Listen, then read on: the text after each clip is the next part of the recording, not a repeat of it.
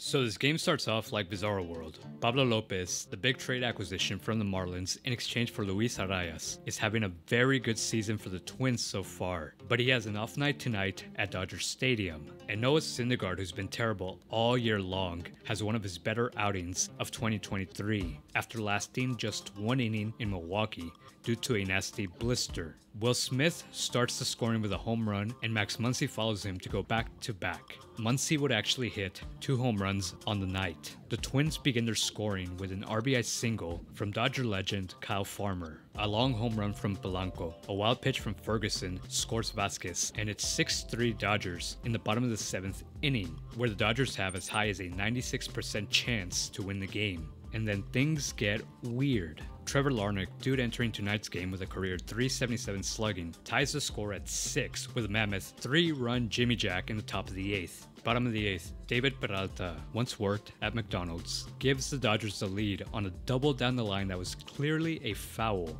So the Dodgers catch a huge break. 7-6, top of the 9th, Evan Phillips on the mound, one of the best relievers in baseball after once being released by Tampa Bay. Dodger fan favorite Carlos Correa up at the plate works a walk. This guy brings the L, and this lady's wondering why she came to the game with him. And the Dodgers' 83% win probability turns into 44% after Byron Buxton doubles in pinch runner Michael A. Taylor. 7-7.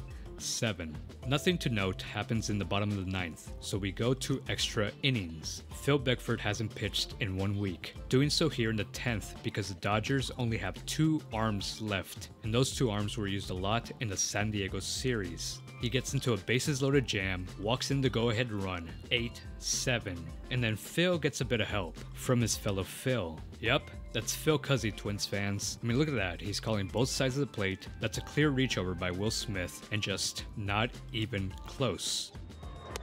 Strike 3 called, and boy oh boy, Phil Cuzzy just made being a major league hitter way harder than it already is. So Phil and Phil pull off this miraculous Houdini act, and it gives the Dodgers a fighting chance. Bottom of the 10th, Twins closer Joan Duran overpowers JD Martinez with 2 102-mile-per-hour fastballs. But then he gets cute with this little curveball that JD sends right back up the middle. Can you believe we're now tied 8-8 going into the 11th? Phil Bickford rides that elevated fastball, and the Dodgers ride this wagon through the 11th and 12th innings unscathed.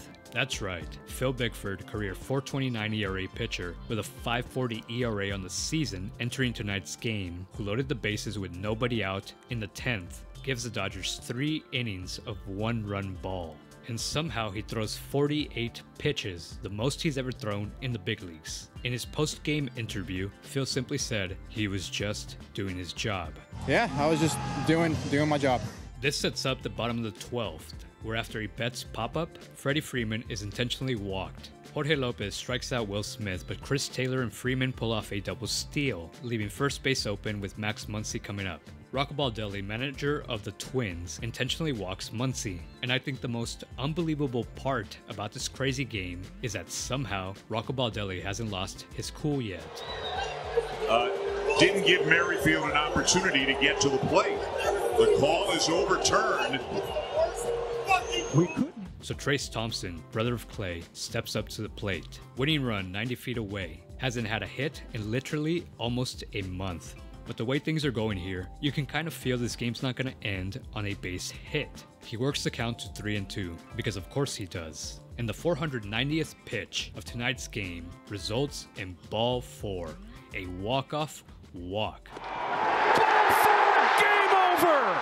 The Dodgers once lost the lead on a bases-loaded walk, and here they win it on a bases-loaded walk. 9-8 in the 12th inning. Absolute madness. Absolute madness!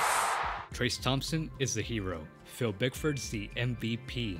This fan loves wearing that L, and somehow Mookie Betts goes 0 for 5 with a walk and 2 strikeouts on his bobblehead night. Go figure.